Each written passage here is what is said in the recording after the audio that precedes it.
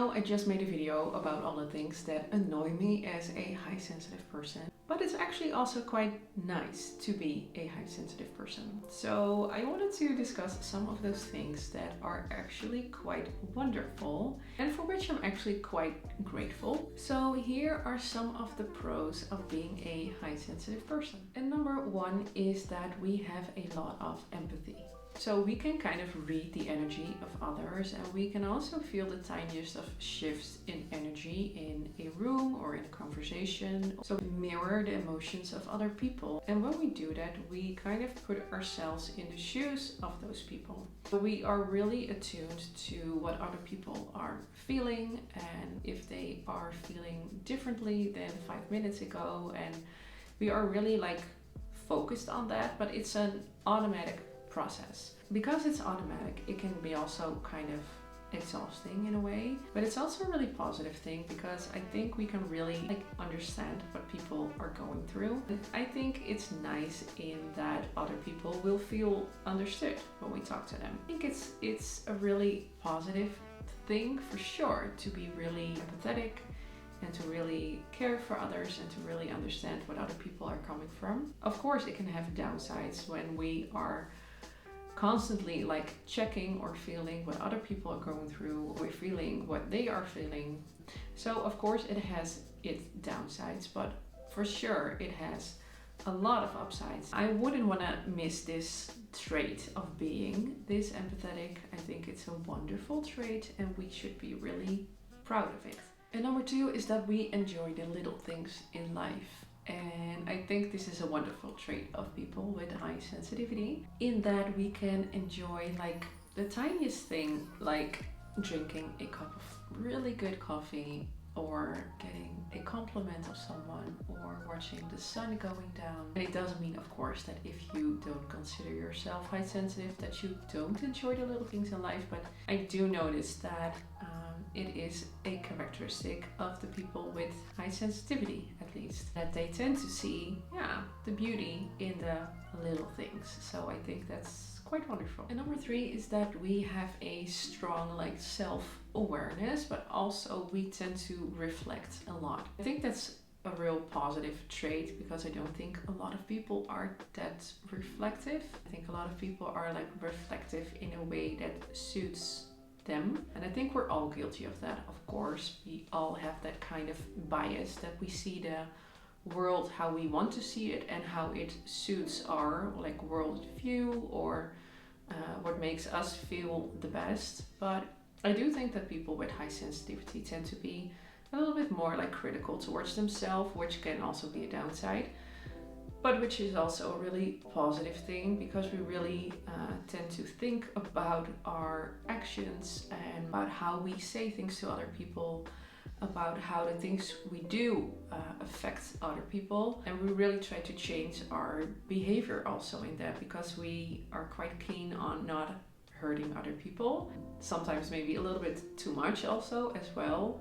But on the other hand, I think it's a really good thing that we can really look towards ourselves, maybe also a little bit from a distance. We can see how what we do affects others and how we want to do it differently. I think that's definitely a really positive trait, to be reflective, to be kind of critical of ourselves, and to have a really strong self-awareness. And number four, this is something that I read online and I don't know exactly where I read it, but it really stuck with me, in that it said that people with high sensitivity can see the beauty in both being happy, but also in being sad.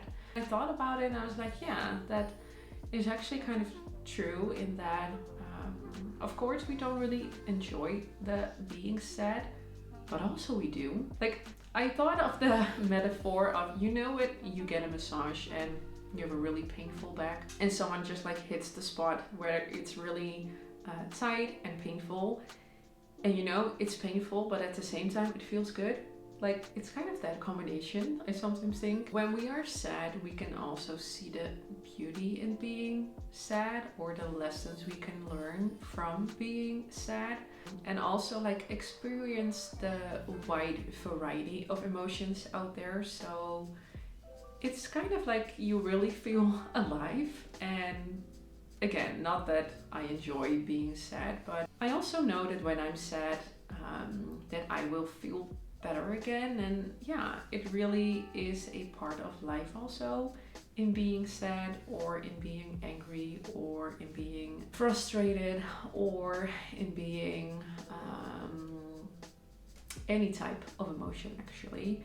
So it's not really the enjoying part of every emotion in that spectrum, but it is seeing the beauty in it. So knowing that it's part of life, knowing that that emotion will also surpass, knowing that we will feel better, knowing that maybe it's what we need to feel in that moment, and that we can learn something from it, and then we can grow also after feeling that.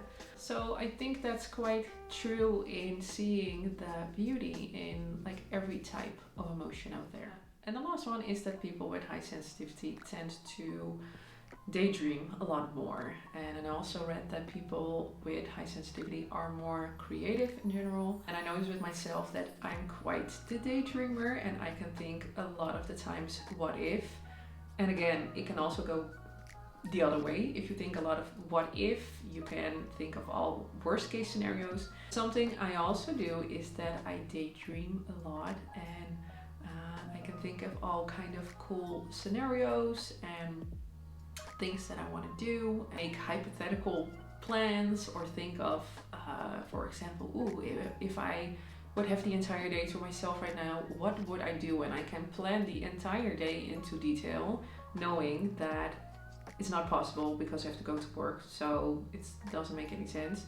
But just thinking about it makes me happy. And also my sister, she made fun of me sometimes, like, what are you thinking about? Like, where does your mind wander or go? But it's just fun thinking about it. I think that's quite a positive trait. And it also goes for watching someone else doing something that I really think it's cool. I can really enjoy it vicariously through someone else. So if someone else is, for example, traveling, travel vlogs, I love them. And when I watch those travel vlogs, it's kind of like I'm there in a way, and I can really feel the emotions they are feeling, and it can really get me excited, and also excited in thinking that I want to do the same thing. I think that daydreaming part is quite nice also sometimes to escape reality a little bit. Yeah, so I think that's quite a positive trait. So I think being high sensitive is actually a gift, and we should really appreciate it, and we shouldn't let other people tell us that it is something that we have to become less of.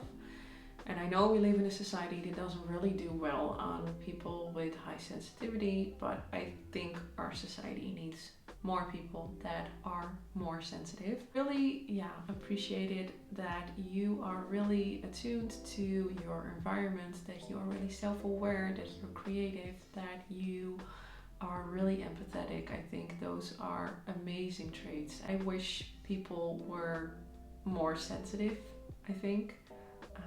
So yeah, we have to be really proud of it.